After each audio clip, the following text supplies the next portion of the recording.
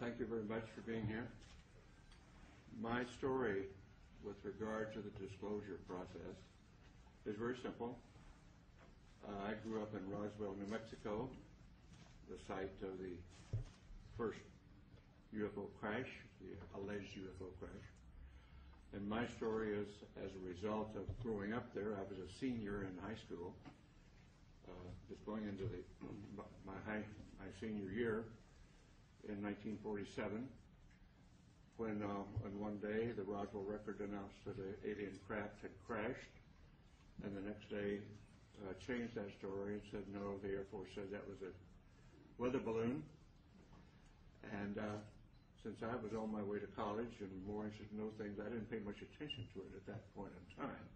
However, my family was in the agribusiness. My grandfather was a cattle buyer and raised her Hereford bulls to the ranchers in the area, knew everybody in the area, and the Pecos Valley and beyond, sold cattle into Arizona, western Texas, and was affectionately known as Bull Mitchell in those parts.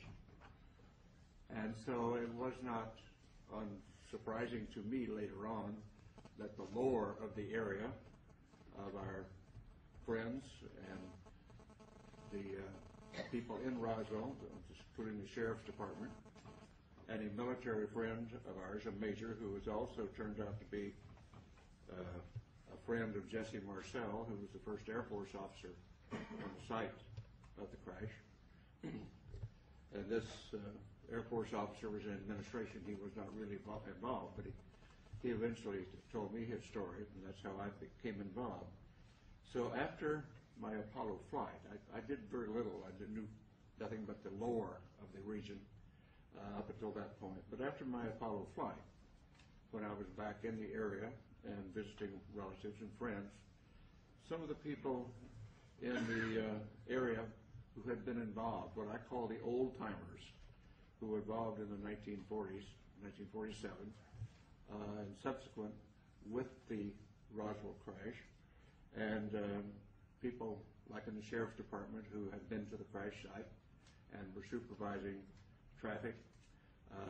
My friend and friend of our family, the major, who was an office mate of in the administrative function at Walker Air Force Base.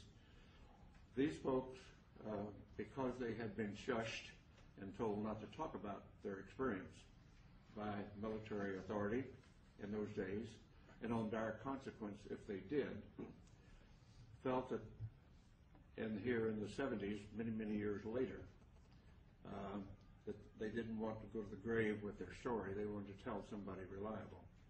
And being a local boy, and having been to the moon, they considered me reliable enough to whisper in my ear their particular story and their association with the Roswell crash, including the family of the undertaker who provided coffins for the alleged alien victims, and others on site who had been involved or knew the story. And of course, eventually I ran into Jesse Marcel Jr., the son of the Jesse Marcel, who was the first military officer on the site, and knew his story, and knew his story well, and we became friends in later years in this disclosure movement.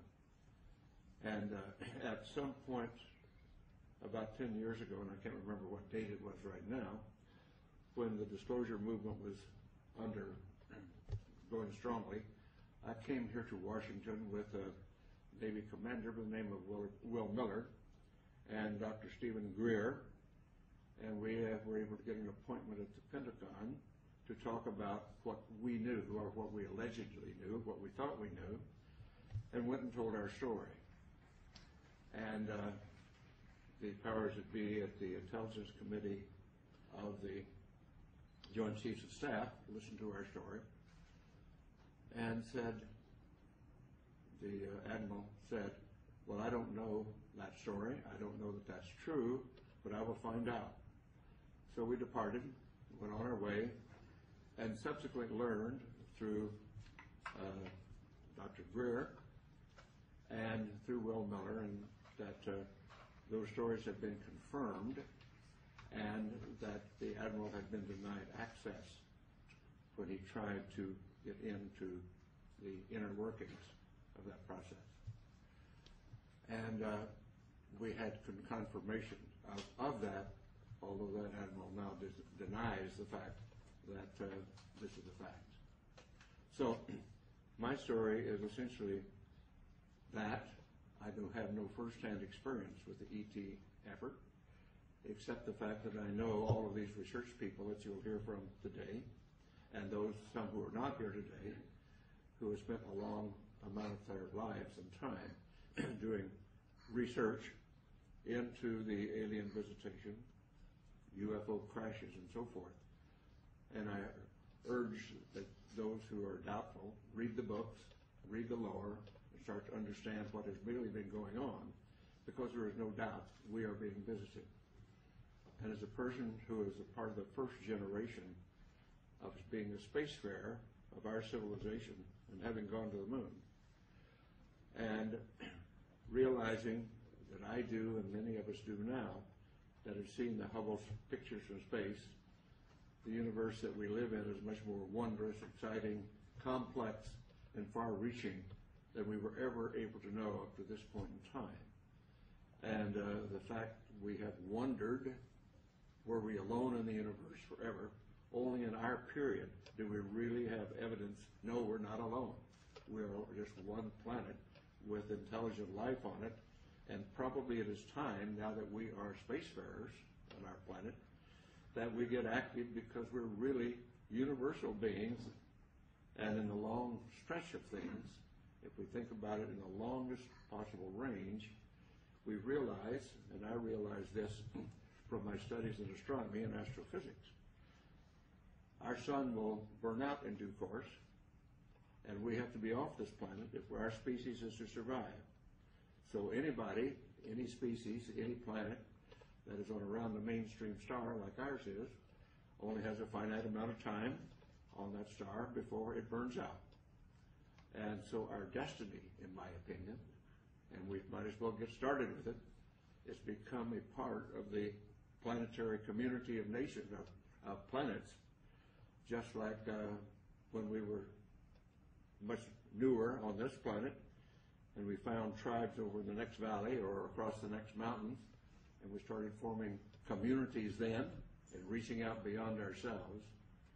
At this point in human history on this planet, we're now starting, and ready should be, to reach out beyond our planet and beyond our solar system to find out what is really going on out there. And the 20th and 21st century that we now live in, the beginning of the Industrial Revolution really didn't take off until the 19th century. And I tell the story to some of my younger audiences, particularly in schools, that my great-grandparents went across from South Georgia to West Texas in a covered wagon at the end of the Civil War in the 1870s. My family, my father's generation, was involved with going off the planet in aircraft. And less than 100 years later, I went to the moon. So from covered wagons to going to the moon in less than 100 years is a history of the development of our civilization in not our lifetime, but a couple of generations. And so it's time to start thinking in those terms. And particularly since now, in the 20th and 21st century, we suddenly find that due to our expertise and our genius in science and technology, we have exploded our population from under 2 billion at the beginning of the 20th century to over 6.5 billion at this point. And our consumption patterns are clearly indicating that we are utilizing our non-renewable resources at an unacceptable rate, a non-sustainable rate. So we've got a lot of thinking to do about what being an advanced civilization really means. But let's put all that aside for a moment, because we're here to talk about disclosure. And what I am suggesting, it is now time to put away this embargo of truth about the alien presence. And I call upon our government to open up like other governments have, and you will hear about that this morning, like the Belgians have, the French have, the Brazilians have, the Argentines, the Mexicans have all released their files. It's about time now that we do the same thing and become a part of this planetary community that is now trying to take our proper role as spacefaring civilization. Thank you very much for your time.